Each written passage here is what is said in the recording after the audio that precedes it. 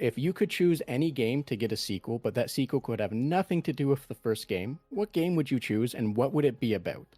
Okay. Ooh, this is a really good question. I'm trying not to think about it too hard.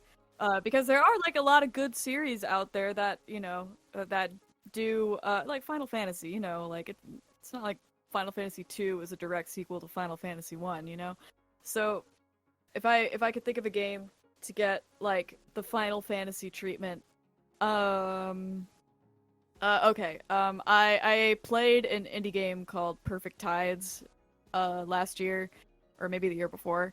And it's a indie game. It's like an adventure game. It's in the style of a classic 90s adventure game. Set in the year 2000, and you play as a teenager named Mara, and it's like really it's really well written, it's really raw, it's really emotional, and I would just play I'd play. I mean, they are making a sequel to Perfect Tides, but it's a direct sequel.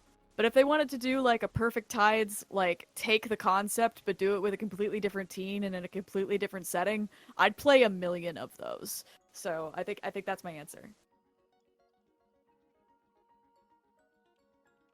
If you were a transformer, is there a vehicle you wouldn't transform into on principle alone? Oh yeah, this one's really really easy. I don't want to be one of those Cybertrucks that Tesla puts out.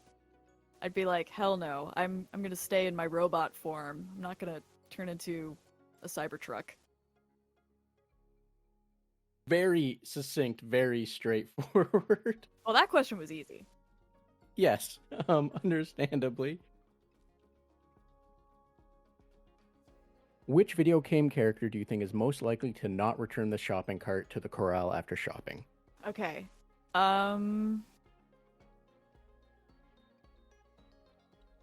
Well, shows how much Baldur's Gate 3 I'm playing, but Astarion, like he's not a very nice person. He would not return the shopping cart. Like I think Lae'zel would because she has like a sense of collectivism, and I think that like Shadowheart would because deep down she's a good person, but Astarion, no.